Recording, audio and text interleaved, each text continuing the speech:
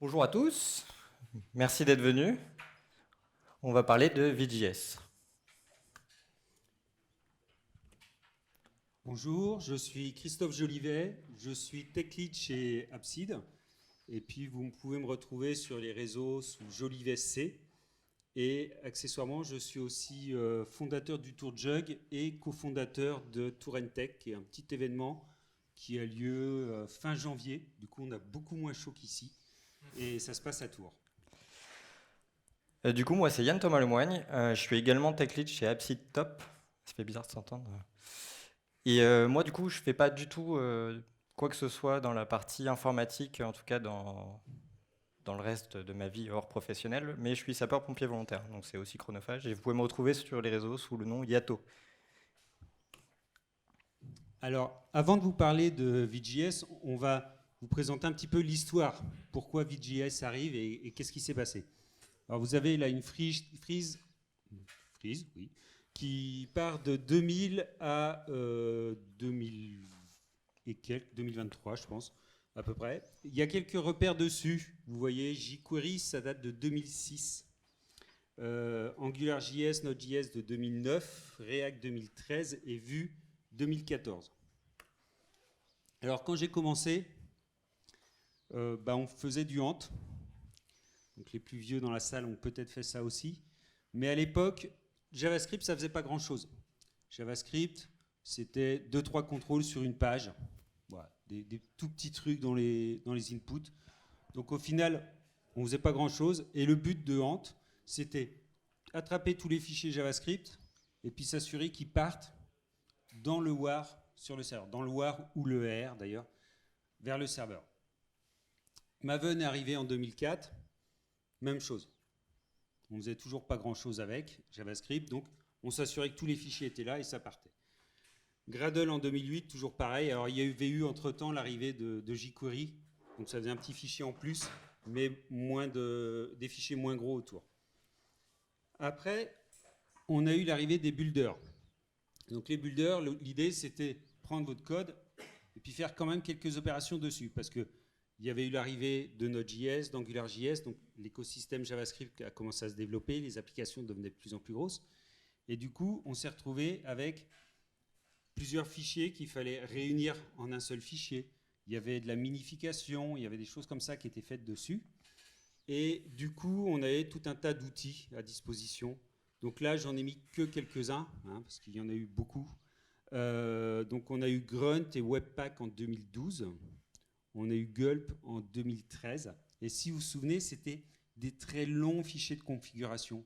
Donc il y avait des kilomètres de JSON. Et puis quand on voulait lancer un nouveau projet, ce qu'on faisait, c'est qu'on copiait le build du fichier précédent. Et puis comme il y avait des particularités dedans, ça marchait pas, on bricolait 2-3 trucs pour que ça fonctionne. Enfin, beaucoup de configuration. Et puis en 2015 est arrivé dans ECMAScript 2015, donc les ES modules. Donc l'idée des ES modules, c'est la notion de module qui va être disponible dans le serveur. Alors un module, c'est quoi? C'est un petit bloc de code qui va pouvoir être réutilisable. Ce petit bloc, il va exporter du code, etc. Donc ES module est venu normaliser la présentation d'un module. Ce qu'on va faire, du coup, c'est que pour envoyer ce code-là vers le navigateur, il y a moins de bazar à faire qu'avant. Avant, il y a différents formats de modules qui existaient, CommonJS, etc. Là, on se retrouve qu'avec les ES modules et du coup, on n'avait plus que Rollup, Parcel et puis finalement ES Build en 2020. Alors, vite là-dedans, qu'est-ce qui s'est passé? Alors, vite déjà, c'est une personne à l'origine, c'est Evan You. Si vous ne connaissez pas Evan You, c'est le monsieur qui a créé Vue.js. Donc ça, c'est déjà quelqu'un qui compte beaucoup dans l'écosystème. Ce qui s'est passé, c'est qu'en avril 2020, il a tweeté, il a dit qu'il en avait marre des systèmes de build, et puis il avait décidé de lancer un POC. Et dans la nuit, il avait fait son POC, où il était capable de prendre un fichier de composants, donc un fichier qui contenait le JavaScript, le HTML, la CSS, et puis de séparer tout ça en 3 fichiers, et puis de prendre du coup plusieurs fichiers de composants et de séparer ça et unifier tout ça avec un fichier CSS, un fichier JavaScript et un fichier pour les templates. Donc ça a avancé très vite, hein. Dans le même mois, il a sorti la version 0.5, et puis ensuite, il a pris un peu plus de temps, et arrivé en novembre, il avait une version instable. Son idée, c'était un outil de build pour Vue.js. Et puis en arrivant à la V1, il s'est dit, bon, il y a quelque chose de bien quand même là, ça serait dommage de rester coincé sur Vue.js, donc il ne s'est pas occupé de la sortie de la V1, puis il a lancé la V2, le mois d'après, en décembre. Du coup, il a sorti la V2 en février 2021, donc ça allait très vite parce que finalement la majorité du travail était déjà faite au cours du travail fait sur la V1. Et puis en mars 2021, il a lancé la communauté. Donc on a eu un produit vite qui était disponible pour tout le monde. Actuellement, on est en 4.3.9. Voilà, 4.3.9. Alors ça sort toujours parce qu'on l'a fait il y a 15 jours et on est en 4.3.8. Donc il y a toujours des mises à jour régulières en ce moment. Alors, pourquoi vite? De quoi on va vous parler un petit peu quand même derrière vite. L'idée, on va regarder un petit peu qu'est-ce que ça va améliorer au build. Qu'est-ce que votre build va avoir de plus rapide, de mieux, de moins bien. On va discuter aussi de l'amélioration de la boucle de feedback pour le développeur. Au bout de combien de temps vous allez voir que votre code a changé, qu'est-ce que ça fait. Et puis surtout, à l'écriture du build, qu'est-ce qui va se passer? Est-ce qu'on va continuer à copier de grands JSON ou pas? Alors, comment ça va fonctionner au niveau des builds?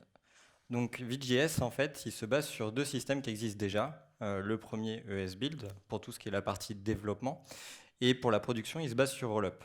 Rollup, c'est quelque chose de traditionnel qu'on connaît déjà, qui existe depuis un certain temps, qui est un bundler classique. On va l'expliquer un peu après.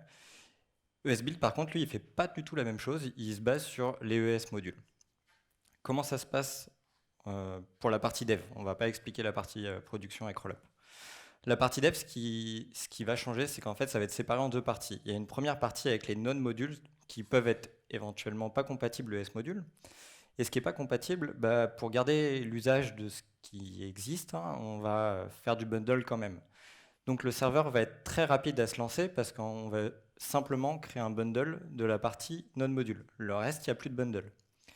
C'est pour ça que on envoie directement tout ce qui est index.html, le TypeScript, le JavaScript directement ES-Build et il se débrouille. La partie bundle, c'est quoi un bundle? Alors c'est pas très compliqué, hein, on a une multitude de fichiers d'entrée.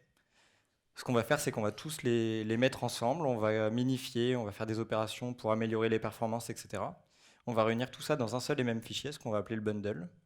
Et une fois que le bundle sera prêt, le ou les d'ailleurs, on va lancer le serveur dans lequel les bundles seront utilisables. Ça, c'est ce qu'on a traditionnellement sur Rollup, et c'est ce qu'on va voir sur tout ce qui est non-module. La nouveauté, c'est ça. Donc ça, c'est quoi? C'est en fait tout ce qu'on écrit nous dans hors node module, ça va être ce qu'on appelle server ready. Server ready, c'est quoi? Ça veut dire que tant que j'ai pas fait de requête HTTP, il n'y a rien qui est fait en fait. Donc il n'y a aucun temps, on va juste lancer un serveur de dev et on attend. Je vais appeler ma première requête, je vais demander des choses, donc je vais demander le index.html, le index.html va charger le app. Je sais pas quoi, etc. Et en fait, on va envoyer uniquement ce qui est nécessaire, c'est ce qu'on voit en vert. Tout ce qui est en noir va même pas être compilé. C'est ce qui se passe derrière, en fait. On va compiler vraiment le minimum. Et compiler, c'est un bien grand mot, parce que c'est quoi compiler? En fait, on va compiler au format ES module. Donc, contrairement à avant, on faisait des minifications, on améliorait, etc. Maintenant, en fait, on met dans un format donné, de façon à ce que le navigateur sache se retrouver. On va le voir un peu après dans la démo. Alors justement, en parlant de démo, qu'est-ce qu'on va voir? On va vous montrer du coup la création d'un projet, le lancement de l'application. On verra comment intégrer des choses comme SaaS, par exemple. On va parler du dev versus la prod. Qu'est-ce qui va changer entre les deux? On parlera aussi des configurations de variables d'environnement, parce qu'il faut toujours des variables d'environnement dans un projet. Et puis, la deuxième partie importante dans un projet, c'est un back-end. Comment est-ce qu'on va pouvoir faire un proxy, entre autres, vers ce back-end? On discutera un petit peu après de HMR. Donc HMR, c'est Hot Module Replacement.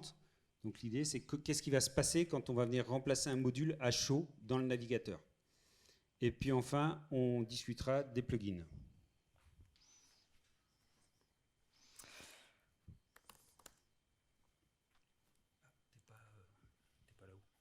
Ah.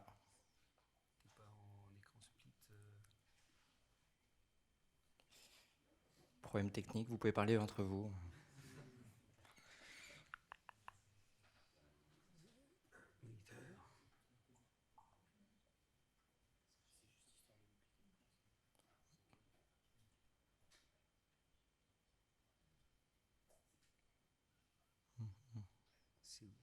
Ça va changer.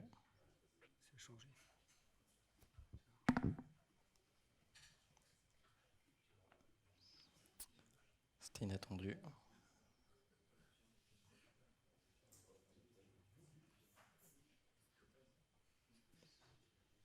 C'est tout bon. Donc, on va commencer à partir de rien et on va créer un projet vite. Ce qui est chouette, c'est que Vite va nous proposer un système en fait pour lancer une application et on a une espèce de CLI. Donc pour le faire, on va choisir son package manager préféré. Donc moi, je pars sur NPM et on va simplement lancer une petite commande qui va lancer tout ce qu'on a besoin. Qui va nous demander un nom de projet. On va partir sur du Sunny, hein, il fait du soleil. Là, on va pouvoir choisir son framework. Donc nous, on va partir sur du React, arbitrairement. Et on va pouvoir choisir également son langage. On va rester sur du TypeScript. Ce qui se passe derrière, c'est qu'en fait, lui, il va récupérer ça directement sur un repo. Il va le mettre chez moi et il va changer 2-3 trucs, mais c'est tout. En fait, il va rien installer. Tout est à la main du développeur, en fait. Donc, je vais l'ouvrir tout de suite. Vous voyez bien, hein?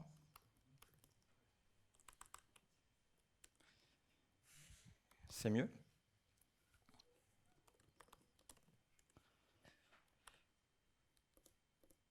Alors, à noter que je peux le faire également si c'est pas un repo Git officiel, Vite officiel, je vais pouvoir faire les miens personnellement via d'autres outils qui sont préconisés sur la partie Vite. Ça s'appelle Degit. Je ne sais pas si vous connaissez, mais en gros, ça fait exactement la même chose.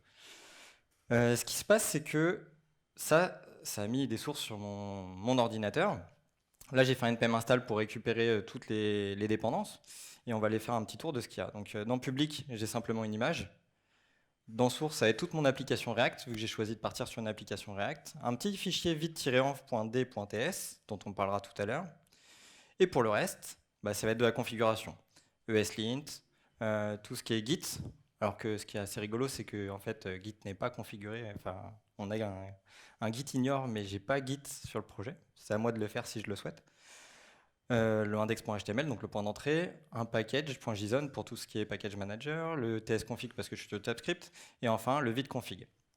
Le vite config, il n'y a pas grand chose dedans parce que c'est un framework dit opinionated, dogmatique. En fait, il va nous imposer des choses qu'on nous on va pouvoir surcharger si on veut faire autre chose. Mais par défaut, on n'a aucune conf à écrire en fait. Lui, il nous donne sa conf par défaut qui va fonctionner dans beaucoup de cas. Donc là, par exemple, tout ce qui est écrit, c'est React. Pourquoi React? Parce que c'est, comme on l'a dit tout à l'heure, agnostique du framework, vu qu'ils veulent pouvoir fonctionner sur du Vue, sur du React, sur autre chose, etc. Donc tout ça, ça se passe au niveau du package.json. Donc d'abord, il y a le petit type module parce qu'on est sur du ES module. Ensuite, il y a 4 scripts. Alors il y en a que 3 qui m'intéressent, ça va être la partie dev, build et preview. Dev, on a dit qu'il y avait 2 types de build. Il y en a un premier, ça va être l'environnement de développement. Dev, les noms correspondent. Build, ça va être pour tout ce qui est build de production. Et preview, on en parlera un peu tout à l'heure pour expliquer à quoi ça sert. Au niveau des dépendances, on voit surtout qu'en fait, il n'y a que 2 dépendances Vite. La première, ça va être le plugin React, parce qu'on a sorti la partie React, Vue, etc. du framework pour pouvoir l'utiliser ailleurs. Et enfin, la partie Vite, qui, elle, va être tout le serveur de développement et tout son écosystème avec une seule et même dépendance. À noter qu'au niveau du index.html, il y a aussi un type module, parce que tout ce qu'on va utiliser doit être de type module, parce qu'on est sur du S module. Ok. Donc du coup, ça donne quoi dans mon navigateur? Donc on va lancer l'interface de dev. Pour ça, c'est assez rapide. On lance un npm run dev, ça lance le build de dev. Ça compile uniquement la partie non-module comme on avait avant, comme je l'ai expliqué tout à l'heure. Ça prend 509 millisecondes à faire ça, plus allumer le serveur. Et une fois que c'est allumé, on a surtout accès à un helper qui est plutôt sympa, qui va nous permettre encore de faire moins de choses possibles. Ça va aller jusqu'à m'ouvrir mon browser, ce qui est quand même plutôt chouette. Donc là, voilà notre application. Cette application, il n'y a pas grand-chose, hein. Il y a 2 logos, il y a un petit texte et un compteur qui compte. C'est chouette.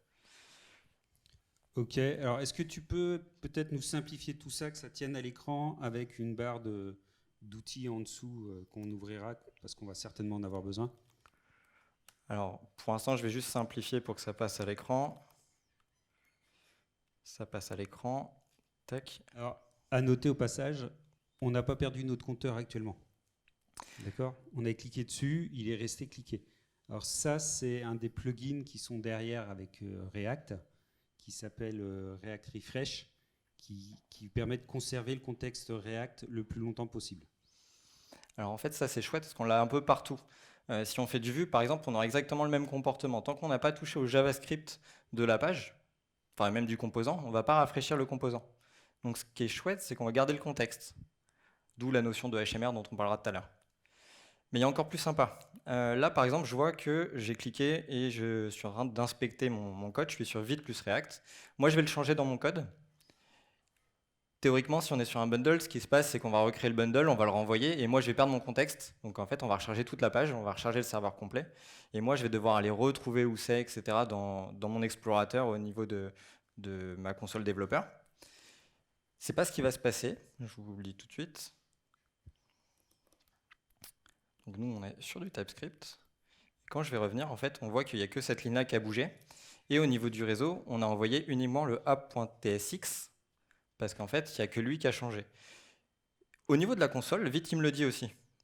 On a changé ça, on l'a renvoyé, et après, le navigateur, il se débrouille, c'est lui qui fait la diff, et il est capable de récupérer uniquement ce qu'on a modifié.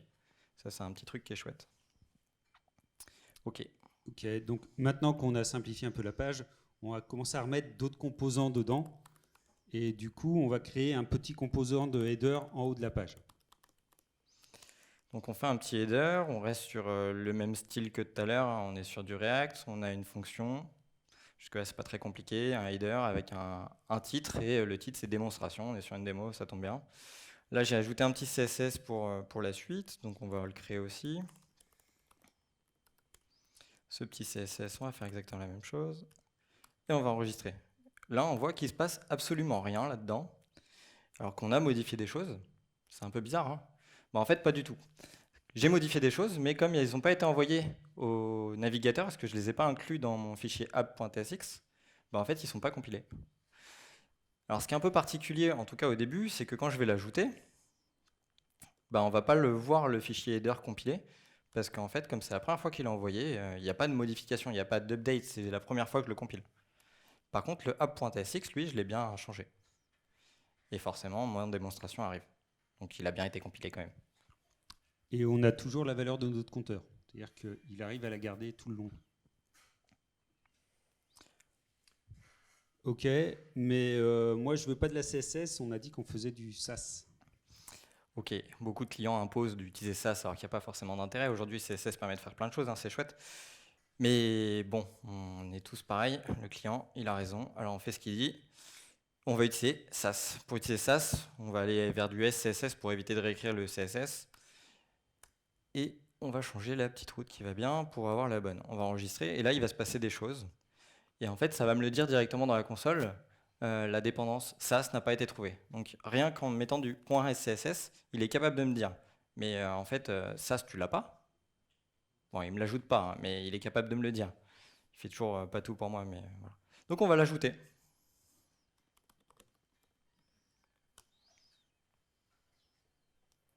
On va revenir.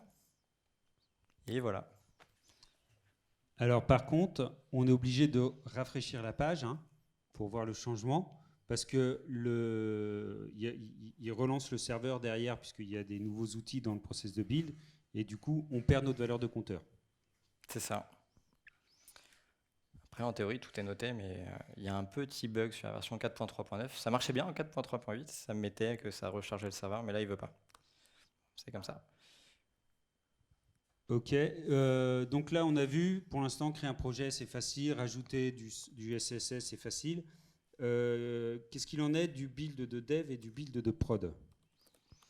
Donc, je vous ai dit tout à l'heure, il y a un petit truc qui s'appelle Run Preview là, dans les scripts qui paraît anodin, on ne sait pas trop à quoi ça sert. En fait, c'est un système qui va permettre de lire ce qui se passe dans le dist de façon à voir ce qui se passe dans le cas où on fait un build de prod. Parce que, comme on a dit, c'est des builds séparés.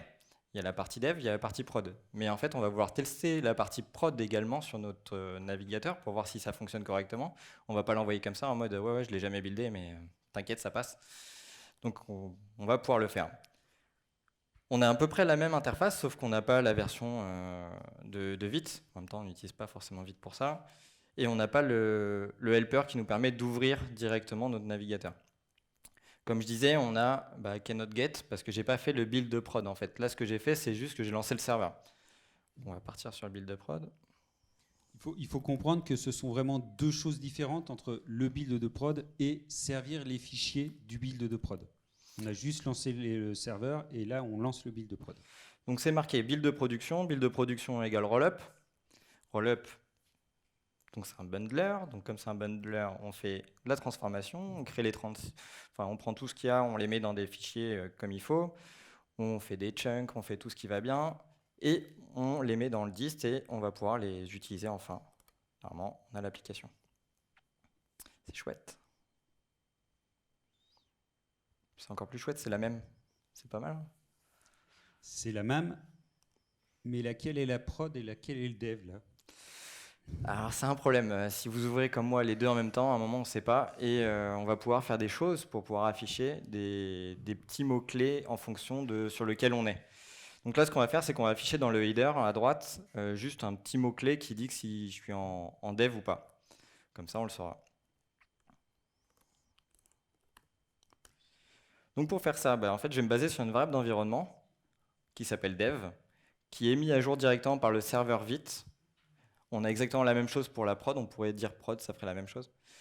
Et si on a ça, alors je vais afficher un paragraphe développement de mode. Alors j'ai pas rebuildé, donc c'est un peu de la triche.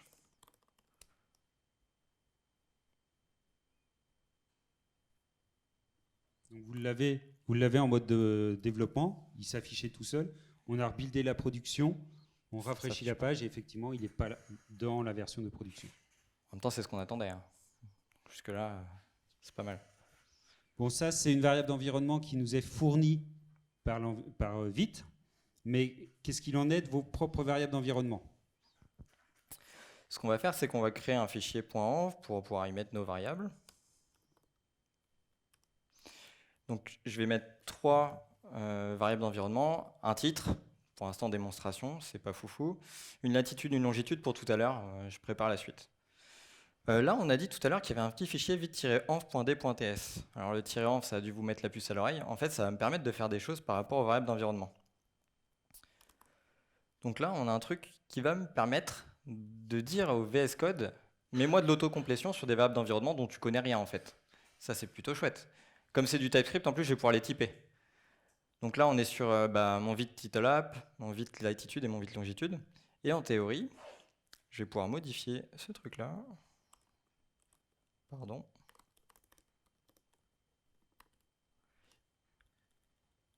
Et on l'a directement. C'est quand même pas mal. Quand on enregistre, bon, démonstration, pas de chance, c'est le même terme. Je vais le changer tout de suite. Je vais juste afficher ça d'abord.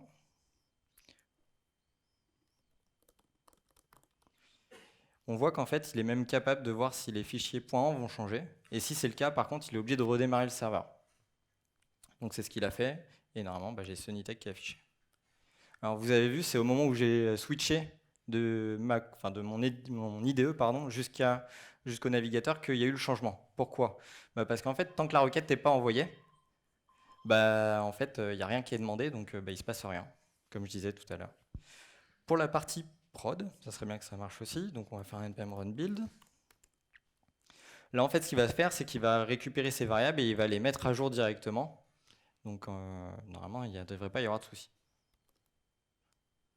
passe bien. Ok, donc on a création d'un projet, c'est facile. Ajout de SAS, facile aussi. Des variables d'environnement, rien de plus simple. En plus, on a la complétion avec le petit fichier. Maintenant, on va essayer de voir ce que ça donne quand on va essayer d'appeler un backend. Alors ce qu'on va faire, c'est qu'on va utiliser les deux variables latitude, longitude pour voir la météo ici. Alors je sais que vous ne voulez pas forcément la voir, il fait tellement chaud.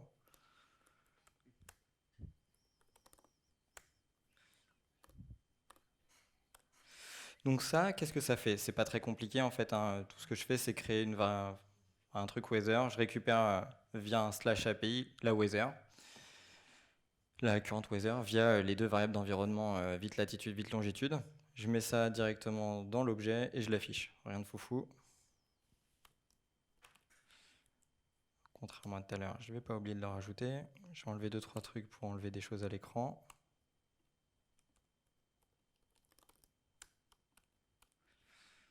Et là, on n'a rien. Pourquoi on n'a rien? Et ben en fait, là, c'est magique, mais jusqu'à un point. Là, le slash API, il va falloir lui dire où est-ce qu'il tape. Oui, il y a des trucs bizarres dans la console. Mais c'est parce qu'il ne sait pas où taper. Mais normalement, il n'y a pas d'erreur là-dedans. Donc là, ce qu'on va faire, c'est que pour la première fois, on va ouvrir le fichier de configuration vite pour en faire quelque chose. Donc là, ce qu'on va faire, c'est qu'on va ajouter un proxy. On va lui dire que quand on voit le slash API, on va appeler API Open Météo. Et on va faire 2-3 trucs sur cette URL pour faire les choses bien. Ça, à quoi ça sert? Ça va éviter tout ce qui est erreur de Corse. Je ne sais pas si vous avez déjà été confronté, je pense que tout le monde l'a déjà vécu. C'est à ça que ça sert. Donc là, il fait 30,7 degrés, ici même. Vous ne vouliez pas le savoir, hein, je suis sûr. Non, ici c'est climatisé, on n'a pas la... Comment ça se passe du coup côté production? Parce qu'on va pouvoir s'y intéresser.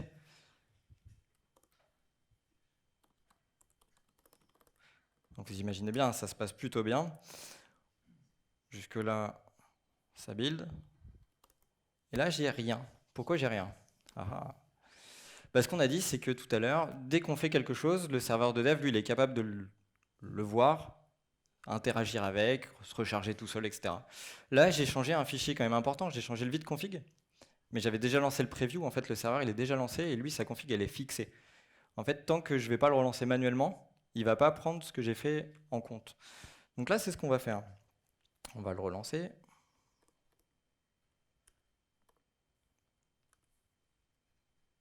On y retourne. 30,7 degrés. Ouh. Enfin, je ne sais pas si vous vous rendez compte. Vite est capable de configurer rollup et ESBuild avec un seul fichier de configuration. C'est quand même ouf. Et un tout petit fichier de configuration. Et un tout petit fichier de configuration. Ok, donc tout ça c'est pas mal. On vous a parlé de modules qu'on venait changer dans le navigateur à chaud. Et du coup, pour ça, on va pouvoir utiliser le HMR ou Hot Module Replacement.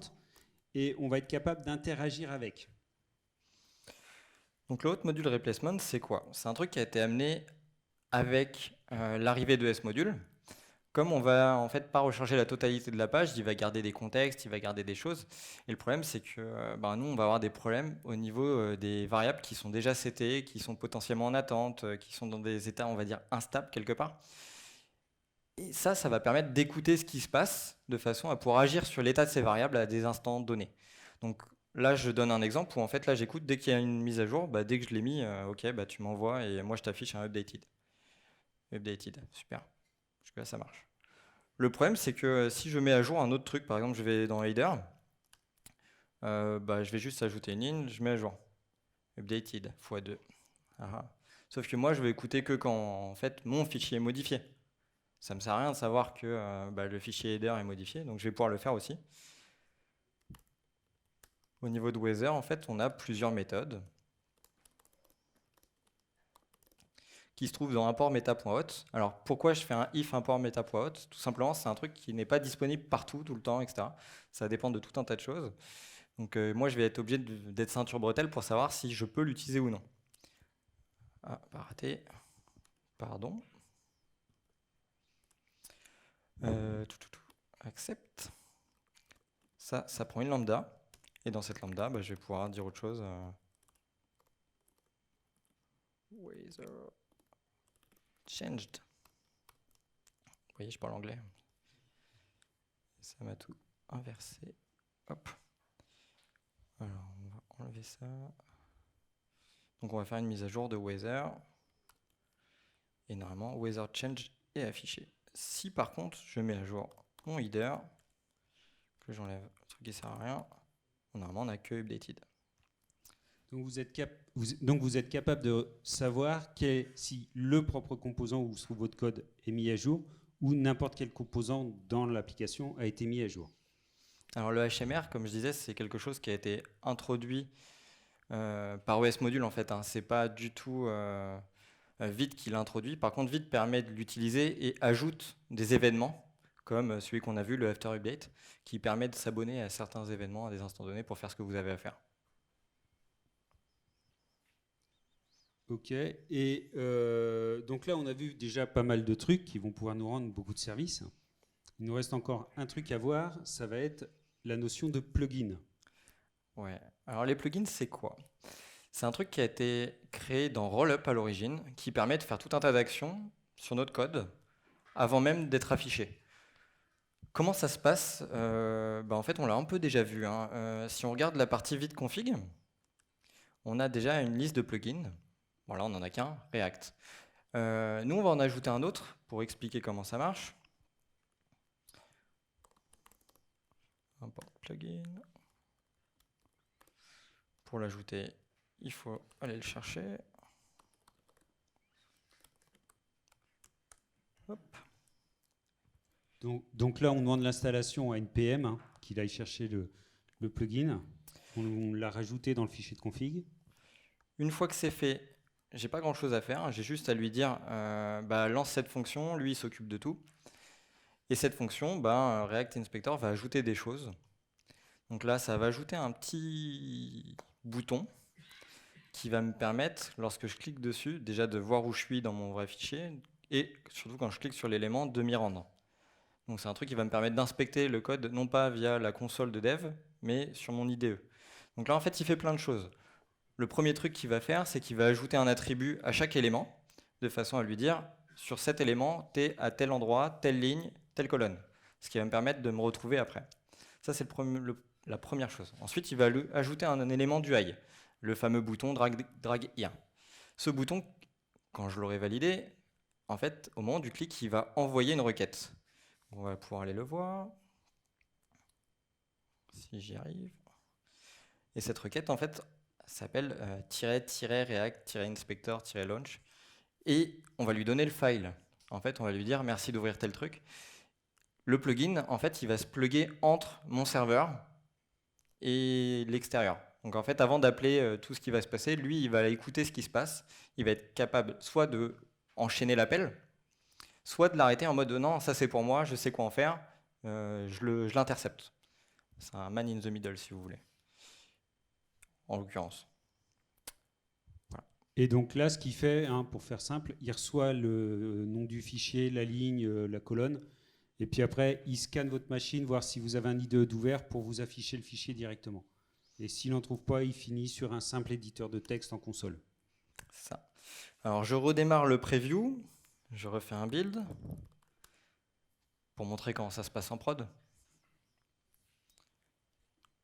Je rafraîchis, il ne se passe rien. Parce qu'on va également pouvoir dire je veux que le plugin fonctionne sur tel type d'objet, donc là en l'occurrence le serve, et je ne veux pas qu'il fonctionne en prod. Je vais pouvoir dissocier quand est-ce que les plugins fonctionnent. Ok, mais on va aussi pouvoir créer ses propres plugins. On a parlé tout à l'heure d'afficher un développement mode directement dans le HTML, alors c'est pas beau, c'est tout ce qu'on veut. Et pour éviter ce genre de problématiques, on va pouvoir par exemple l'afficher au niveau du titre de la page.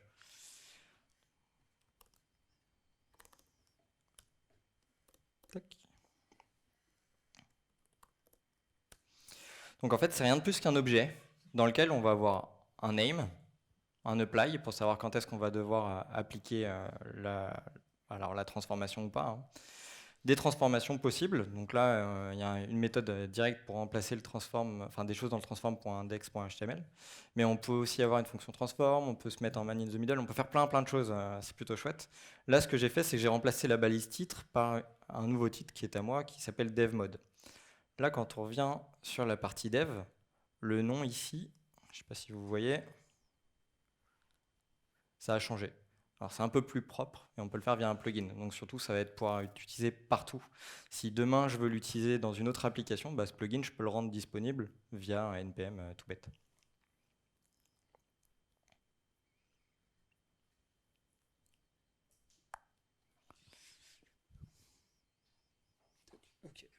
Donc du coup, si je résume ce qu'on vous a montré rapidement dans la démo, on a parlé de la création d'un projet, on a parlé du lancement de l'application, ça c'était très simple. Donc l'intégration de SaaS, rapide, hein. En plus, vous changez votre extension de fichier, vous dites tiens, il faudrait installer SaaS. Vous faites le npm install de SaaS et c'est fini. Le mode dev et le mode prod, ça, vous avez vu la différence entre les deux modes. Ça permet d'avoir les variables d'environnement et tout qui vont être accessibles aussi. On va avoir l'intégration du back-end. Donc là, un petit peu de configuration quand même à faire. Donc la seule grosse configuration qu'on fait dans le fichier de config de Vite. Le HMR qui vous permet de réagir au rechargement dans votre navigateur, changement d'un composant. Et puis enfin, les plugins qui peuvent venir vous aider pour faire tout un tas de trucs. Alors, il faut savoir que les plugins, là, on vous en a montré un et on en a fabriqué un, mais il existe tout un tas de plugins qui est disponible sur le projet. Donc, c'est un projet GitHub qui s'appelle Awesome Vite, où il y a, je ne sais pas combien ils en sont, mais Je sais pas, il y en a beaucoup. Au moins une centaine de plugins disponibles dans la page. Sachant qu'il y en a encore plus que ça, parce que comme je disais, tous les plugins Rollup sont disponibles. Alors, avantage, inconvénient de Vite finalement. Alors, la documentation de Vite est vraiment très bien faite et très complète. Ça, il n'y a pas de problème avec. La config, elle est accessible à tout le monde parce que finalement, on n'a presque rien à faire dedans. À part si vous voulez activer un nouveau plugin ou mettre un proxy, sinon vous n'avez pas besoin d'y aller. Le système de plugin, donc comme on vient de le dire, lui, il est très riche, très puissant. Il y a vraiment tout ce que vous voulez comme type de plugin. Et puis du coup, à l'utilisation pour le développeur, c'est relativement facile. Vous avez vu qu'il nous recharge avec des plugins, il est capable de conserver les contextes JavaScript. Vraiment bien. Et en plus, quand on part en prod, c'est Rollup qui est derrière. Donc là, vous avez la sécurité d'un outil qui est connu depuis 2015. Ouais, c'est 2015. Donc là, il n'y a pas de problème par rapport à vos chefs qui vous diront attention, pas un truc tout nouveau fabriqué comme ça dans un coin. Au niveau des inconvénients, on en a dénombré deux. En fait, c'est un peu des faux inconvénients dans le sens où on va commencer, hein. Le premier, le build de dev et de prod sont différents. Donc en fait, potentiellement, on pourrait avoir des choses qui sont différentes à l'usage. Alors ça, c'est la théorie. En pratique, aujourd'hui, il n'y a aucune issue ouverte sur GitHub sur cette partie-là. Mais par contre, attention, parce qu'aujourd'hui, on est sur du rollup. Mais sur le site de Vite, ils le disent clairement, ils sont pas mariés avec. Et demain, s'ils veulent changer et partir sur du US-Build pour de la prod, ils partiront sur du US-Build pour de la prod. Donc si vous avez fait des trucs quand même assez complexes, mais basés sur rollup, entre autres avec les plugins, demain, rien ne dit que ça marchera encore. Ça, c'est un peu dommage. Et puis, ce serait pas la première fois que Evan New fait des choses comme ça. Éviter les plugins en prod. Ah oui, ça, oui.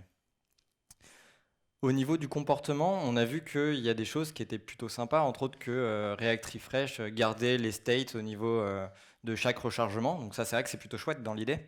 La problématique là-dessus, c'est que si jamais vous avez plusieurs projets avec plusieurs langages, vous faites du Vue, vous faites je sais pas, du Svelte ou directement du Vanilla, bah, en fait, ce comportement ne sera pas identique sur chacun des langages. Donc ça, c'est un petit problème dans le sens où demain, bah, si vous switchez régulièrement, bah, vous allez attendre, bah, je comprends pas, c'est parti, qu'est-ce qui se passe, c'est un peu bizarre.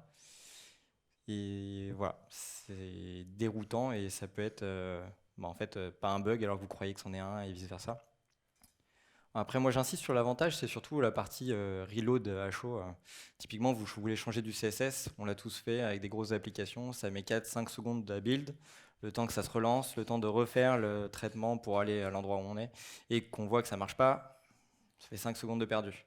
Là, c'est instant, on n'a pas à recharger, et on est déjà au bon endroit dans le DOM, dans l'inspecteur, tout va bien. Donc moi, ça c'est un gros avantage. Alors, en conclusion, est-ce que vraiment c'est une nouvelle ère pour le développeur? Alors, moi, je ne suis pas convaincu que ce soit une nouvelle ère. Alors, pour le développeur, peut-être, il y a quand même quelques avantages, mais par rapport à l'utilisateur, qui est plus mon point de préoccupation, lui, il ne fera pas la différence. Il ne verra rien de nouveau. Oui, le développeur derrière, il a quelques avantages, certains. Il s'embêtera moins avec les fichiers de configuration. Mais l'utilisateur de l'application, lui, il ne fera pas la différence. Et du coup, ce n'est pas une grosse révolution pour l'utilisateur.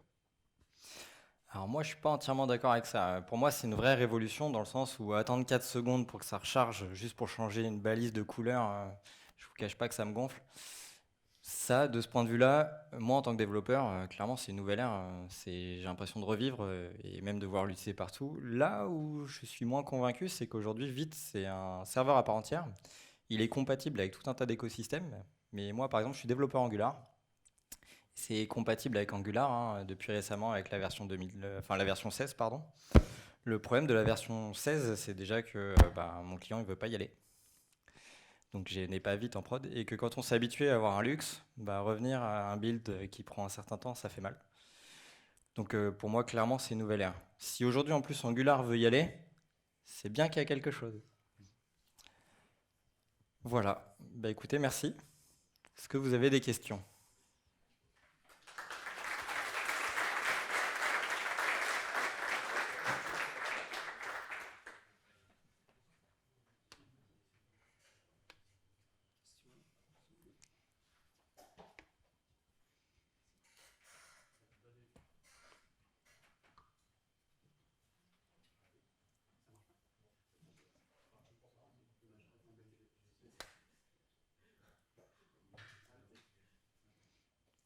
Sinon, vas-y, on répétera la question. Déjà, merci pour la Fred. Ma question, c'était est-ce que ça serait possible de faire du HMR en prod? En prod ? Alors, la question, c'est est-ce qu'il serait possible de faire du HMR en prod? Pourquoi il est un peu bizarre, d'accord, mais Alors, par exemple, imaginons qu'on ait un système de feature flag et qu'on aimerait vraiment complètement pas load certaines parties de l'appli si les feature flags sont pas bons. alors non, tu pourrais pas. En tout cas pas avec Vite, tout simplement parce que la prod, c'est du bundle. Donc en fait, comme tu vas changer tout le bundle, tu vas pas changer qu'une partie. En fait, le HMR, c'est basé sur le ES module. Donc c'est quand on voit uniquement au format ES module que lui, il va être capable de dire il y a que cette partie-là qui a changé et faire ce qu'on veut. Mais c'est pas le cas là, en fait. Non, non, non, non. Non, Mettre la partie d'avant prod, c'est jamais une bonne idée. Et alors, le HMR, en fait, c'est au niveau du navigateur. Donc, en réalité, c'est déjà quelque part en prod. Ton navigateur est déjà capable de le faire. En vrai, c'est pas toi qui va décider. Comme je disais, c'est pas Vite qui l'a inventé. C'est quelque chose qui existe, qui a été défini. C'est un objet, d'ailleurs, qu'on peut voir, parce que... tac, je vais essayer de te le montrer. Parce que ce format, en fait, tu peux le lire. C'est quelque chose qui est assez ouvert. Alors, si je regarde, alors c'est la prod ça, pardon. Je sais pas, voilà, app.tsx. Quand je regarde là, moi je te mets au défi de le lire. Clairement, import.meta.hot, on est d'accord que c'est du HMR. Donc en fait, c'est déjà lu par le navigateur. Lui, il va être capable de l'utiliser. Donc si tu veux faire des trucs en prod, pourquoi pas, mais... Enfin, je l'ai pas, le cas d'usage, mais... Surtout qu'en plus, après, tu as tout un système de cache, de rétention. Ouais, je suis pas sûr que c'est une bonne idée.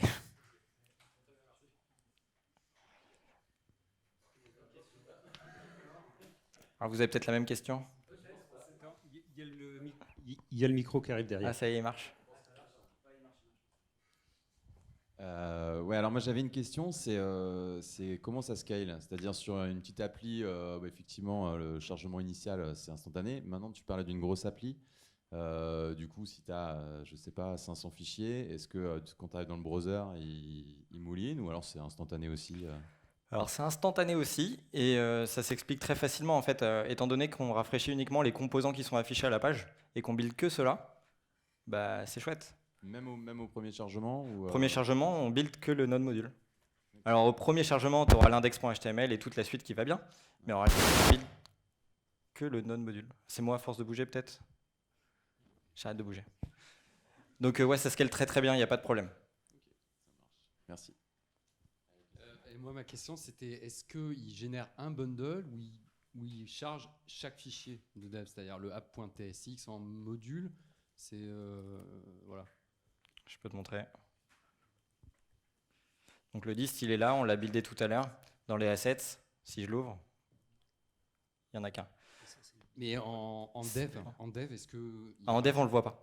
Ah, on voit pas des tags scripts On voit qui rien du tout. apparaissent. Ok. Non, on voit rien du Un tout. seul bundle, du coup, même en dev. En fait, non, c'est chaque fichier va être transformé en TSX. Et en fait, on les voit ici quand ils sont envoyés. Donc c'est ce que je disais tout à l'heure. En fait, à chaque modification dans le code, alors pas là, si je modifie là, par exemple, je suis pas sur le bon, dommage. On va recommencer. Bah, je vais renvoyer que celui-là en fait, mais je ne renvoie que lui. Il n'y a que lui qui est mis à jour. En fait, je mets à jour uniquement celui qui est modifié et je le renvoie uniquement au moment de la requête. Donc tant que je ne suis pas retourné sur ma page, il n'y a pas de requête, il ne se passe rien. Voilà. Après, il y a quand même des petites choses avec les tests. Je m'attendais à des questions là-dessus, mais on n'en a pas eu.